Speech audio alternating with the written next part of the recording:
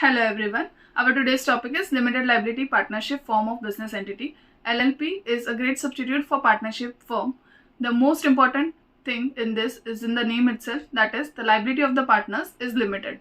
Limited to the extent of capital contribution towards the firm. That is, their personal assets will not be attached in case the firm has to pay the debts or the loans. Hence, today many people who want to enter into a partnership form of business entity go for LLP instead of a normal partnership. The registration is done on the Ministry of Corporate Affairs site. You can take the help of an expert to do the registration for your LLP. 2 or more people can form an LLP.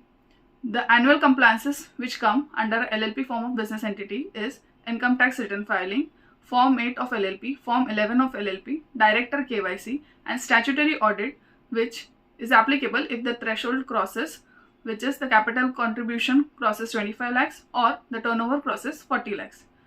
LLP is preferred nowadays and it is easier to register and carry on the business with a limited liability. Hence, it is a go-to type of entity for many businesses today.